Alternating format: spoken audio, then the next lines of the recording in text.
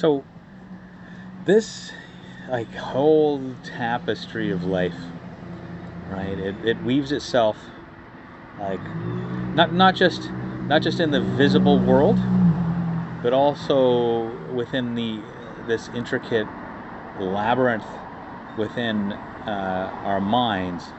So in this space, right, within our minds, um, one often loses their core self, like this Atman, mistaking this mirage of roles and narratives for who they believe themselves to be, right? So the genesis of this illusion lies in the early stages of one's life, where encounters and experiences and events and emotions they're all internalized, right? And they begin to solidify into deeply rooted samskaras, or these mental impressions, right? And they play out through one's life. So, like, for example, like a child who is criticized quite frequently, that child, they might, and we can all see this, right? They might subconsciously carry this perception of being criticized into their adult life, like identifying themselves as maybe inadequate or something, right?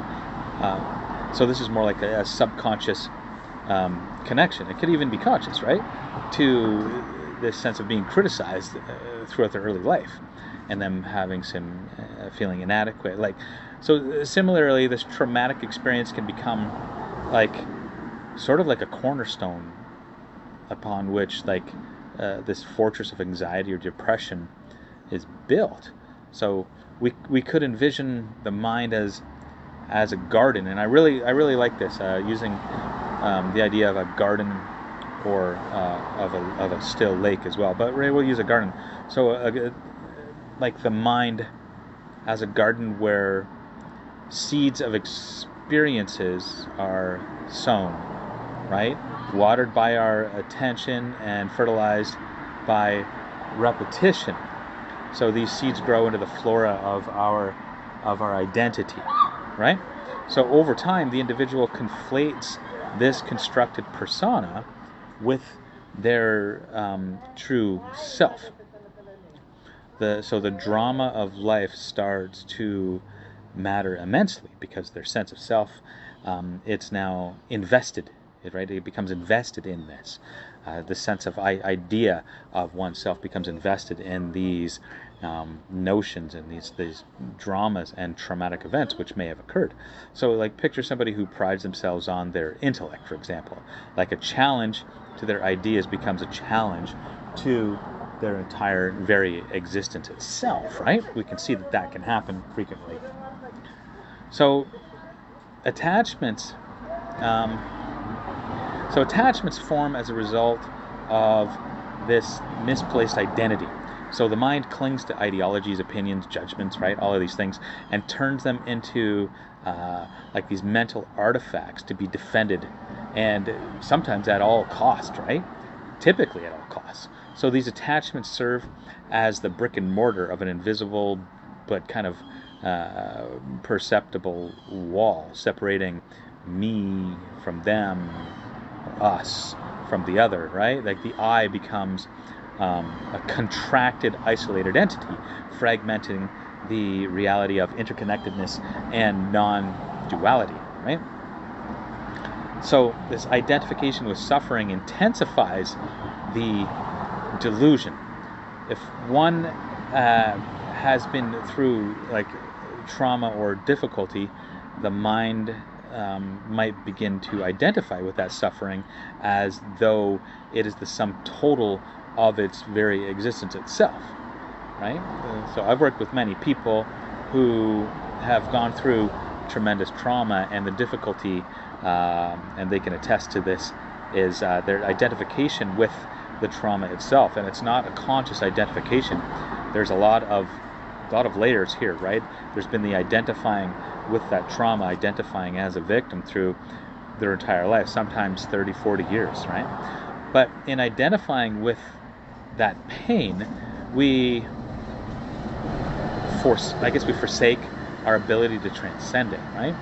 So it's akin to mistaking the clouds for the sky. We forget the unchanging, boundless nature of our true self beneath the ever-changing patterns of our thoughts and our emotions. So behind those thoughts and emotions is our ever steadfast sense of self, or this Atman, right? So to awaken is to recognize this entanglement and begin the journey inward, right? Through discernment and steady cultivation of awareness, right? Through different modalities that are taught, so we know what we're doing and how we're doing it properly and consistently, right? So the individual can unravel the threads of illusion that have been woven around the Atman, or the sense of self, right? This truer, deeper sense of self. So this awakening, it's not like a one-time event, but it's an ongoing process. It's this continuous unfolding, always, that leads us from ignorance into clarity, right? From fragmentation into wholeness. Now, just because we are on a path doesn't mean that we have all of a sudden overcome all this sense of fragmentation. This is why it's an ongoing process, right? So what I've learned is that the humble approach to this liberation, it's not dogmatic, and it's not tied to like a specific label. It's this kind of eternal exploration of what they'd say is a true nature, like a river, right? It's ceaselessly journeying towards the sea, and by shedding the layers of that sense of false identity that we're attached to, we return to a state of this sense of pure being, imbued with love, connectedness, and an unshakable peace that surpasses all understanding or anything which occurs within the mind, right? So, excuse me, in the dense forest of human experience, the Atman, right, your true self, it's, I've said this before, it's akin to this North Star. It's unchanging. It provides direction amid the ever-moving constellations of thoughts, emotions, and roles in one life. We still have to deal with these things. We have roles, we have emotions, we have situations, we have responsibilities. We have to take care of these things. Now, when we can stand back as that North Star, as that Atman, we become that silent observer, right? That eternal witness to the fluctuating states of the mind and of the body. It's unconditioned, right? Unadulterated and unaffected by the temporal events of life itself. So we can go about handling the situations within our life with much more depth and clarity and connection, understanding, compassion, all of these things, right? So, but why would we consider the Atman as the true self? So I've had people ask me this before. Why is it the true self? Why is my conditioned and reflexive sense of self not my true self? People will ask, right? That's transient. It's changing. It's ever changing.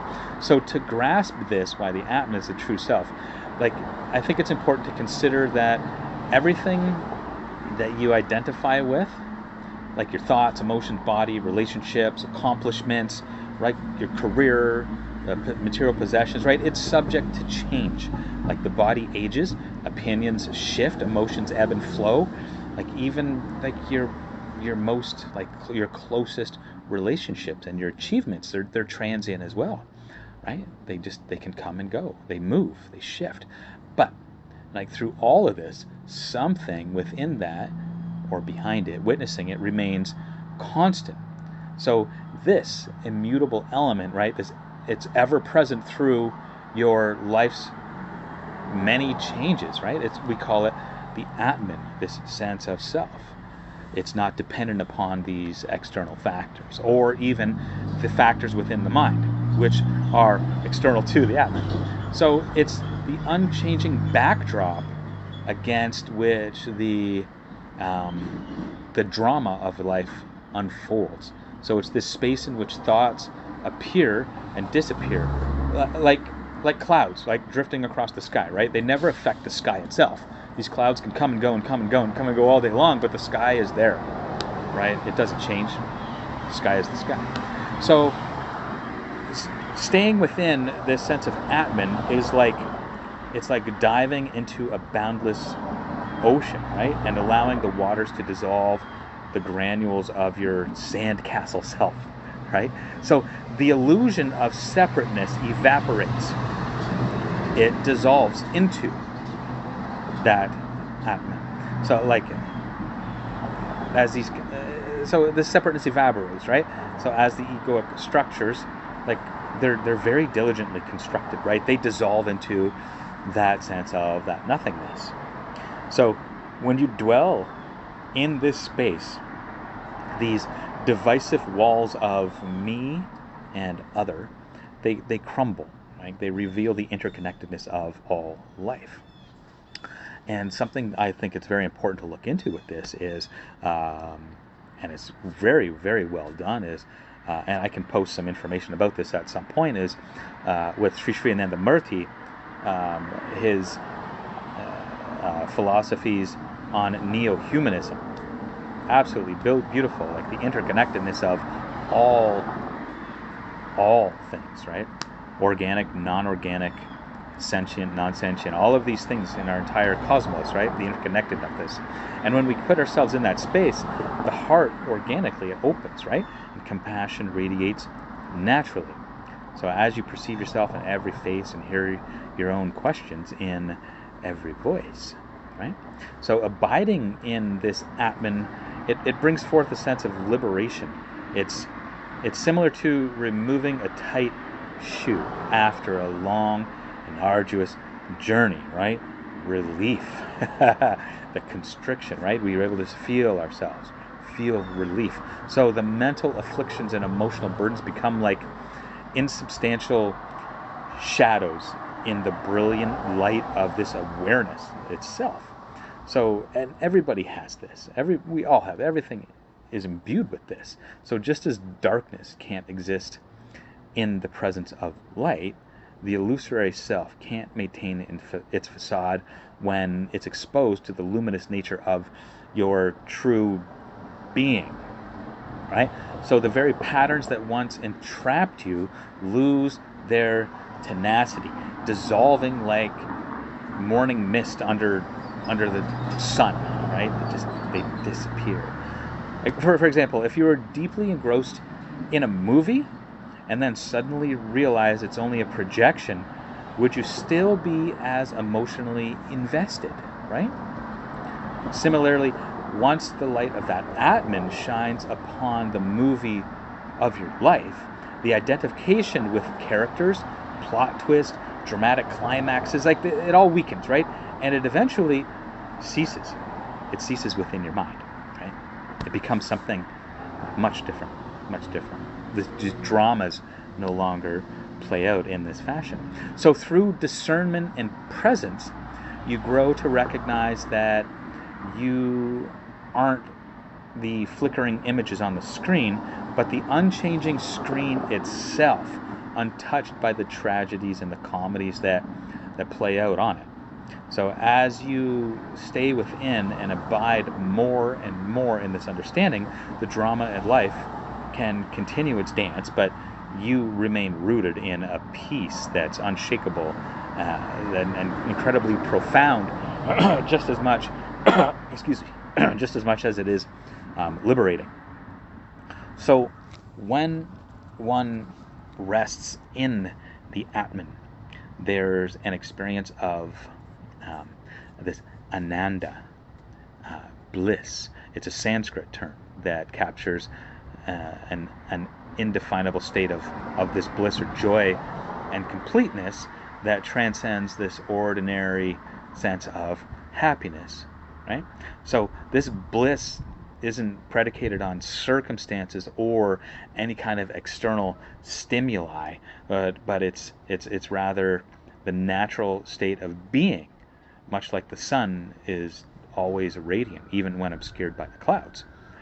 So we get confused for these attachments and this bliss is clouded over by these attachments in our lives and in our minds, right? The dramas that play out. So becoming the Atman, or abiding in that blissful nature, it's tantamount to being a wave that recognizes that it is the ocean, right? And in this awareness, the wave loses its fear of crashing against the shore, because it knows the essence. It's not just the form it temporarily takes, but it's the boundless ocean, right? From which it comes from, and which it will return to, right? So this understanding is the bringer, right, of this peace, and the dissolver of these contracted states that we see, like depression, anxiety, PTSD, CPTSD, all of these kind of contracted states. We want to expand ourselves, right, into that state of bliss. This is where Ayurveda can be incredibly helpful. So these contracted states that I mentioned just previously, they can be kind of likened to tight knots in a rope, right?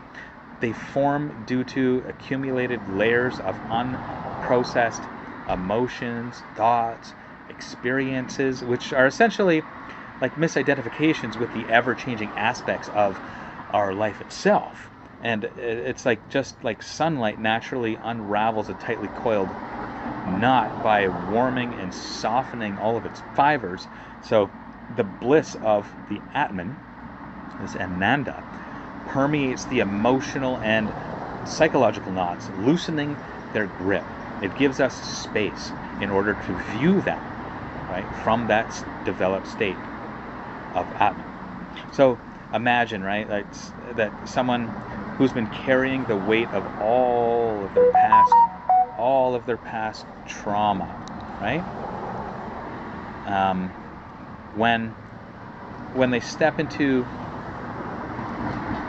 that expansive awareness of the Atman, it really becomes apparent that while the pain was a chapter, it's not the entire story, not even close, right? So with this realization, the psychological hold of trauma begins to really loosen for the individual, and the past still exists as a memory, right? It does. It's not something that just goes away, but it no longer has the power to contract one's entire sense of self around it, right? So this contracted sense of self is loosened, and then it expands. So abiding in that Atman doesn't mean bypassing or trivializing emotional pain at all. It's nothing to do with that. We don't suppress or regress, nor do we trivialize these emotions which occur. But rather, it provides a spaciousness around it. And in that space, these healing energies flow more freely, right? Your contracted states don't vanish instantaneously, but they're transmuted over time, right? They lose their sting and become integrated facets of your human experience, ultimately leading to a deeper wisdom and compassion within oneself and towards others, right? Because that's developed. So living as the Atman becomes a therapeutic like balm for the wounds of existence, right? Anxiety, depression, all of these traumas are like these dark rooms, and the Atman is the window through which that light pours in. So once that light floods the room, you see things as they are, and what was once like formidable becomes manageable, right? Even transformable. And it's very inspiring. So in this state of blissful awareness, the very elements that contracted your being are alchemized into stepping stones, leading you further into the endless expanse of your true blissful nature, right? So in this like complete odyssey of existence, we really too often, right, we become entangled in the intricate web of those thoughts, emotions, roles, and we mistake the transient states, right, for our truer identity. It's how a talented actor could lose themselves in a character, right? But afterwards they realize they weren't that character. But we become entranced by the personas we adopt, drawn from early life experiences, societal expectations, and even our own self-generated narratives, right? So over time, this identification with these fleeting aspects of life gives rise to these contracted states of being, right? Like I mentioned earlier, anxiety, depression, like all of these various forms of trauma. So we build fortresses of belief, opinion, and judgment, and alienate ourselves from the interconnected tapestry of existence ourselves, right? Forgetting the wholeness from which we actually emanate, right? So beyond the cacophony of these transient states and identities lies the Atman, that true self. It's unchanging reality against which the ever-changing drama of life is projected. So the Atman is the canvas that remains untouched, even as all of these colors and forms are painted on it, right? So abiding in this unchanging essence has a cathartic effect. It dissolves the illusion of this separateness and opens the heart to compassion and liberates the mind from its self-imposed boundaries. So the dramas of life continue, right? They will, because that's life, right? So these dramas of life, they continue to play on, but they no longer have the power to confine or define us, right? And in this abidance, we experience this Ananda, the state of bliss that transcends the limitations of this kind of worldly joy. And this is a totally subjective, personal experience that's brought on through, the wonders of things like meditation, for example, keeping good company, spiritual reading, sentient diet and lifestyle, right? Sattvic foods, all of these things. So the bliss of the Atman, it's not an escape. It's a homecoming, right? It's this natural state of our being that has been eclipsed by layers of ignorance and misidentification. So when we abide in this state, the contracted states of anxiety, depression, all of these trauma, they begin to unravel, right? Like I was mentioning earlier, like these tight knots loosening under the warmth of the sun. So there's a profound realization that while these experiences contributed these chapters to our story, they're not the story. They're not the story itself. The light of the Atman in this luminous expanse illuminates the dark corners of our psyche and transforms suffering that we hold into wisdom and compassion, and it turns turmoil into an experience of peace, right? So to live in the Atman is a journey from fragmentation to wholeness, from ignorance to understanding, and from contraction to this boundless expansion. So in this harmonious alignment with our true self, we rediscover the innate bliss that is our birthright, our dharma, right? To be able to clearly reflect upon oneself as this. So, and we come to understand that this sense of self, it's not a limiting cage, but it's an expansive sky, right? Infinitely connected to the universe itself. It is the universe itself. We realize that we aren't merely waves destined to crash upon the shore, but are the ocean. We're vast, profound, eternally blissful. All of us are this, right? Yeah. And some examples of this, like we can see through the Bhagavad Gita. So in the Bhagavad Gita, there's a spot where Krishna speaks to Arjuna and says, the soul can never be cut into pieces by any weapon, nor burned by fire, nor moistened by water, nor withered by the wind. Right? This individual soul is unshakable and insoluble and can be neither burned nor dried. He is everlasting, present everywhere, unchangeable, immovable, and eternally the same. Okay? So this profound verse from the Bhagavad Gita is a reminder that our true nature, this Atman, is invincible, unchanging, and eternal, right? So, like, just how Arjuna was in the midst of a battlefield torn between duty and morality, we also find ourselves in various battles of life, like whether they're emotional, psychological, or existential. So in the Gita, it shows us that amid these challenges, our true essence remains untouched, right? If we can align ourselves with this understanding, then the trials of life lose their ability to destabilize us. Our problems, all of these sufferings, right, and all of our fears, they take on a different scale when measured against the immensity of that true self, right?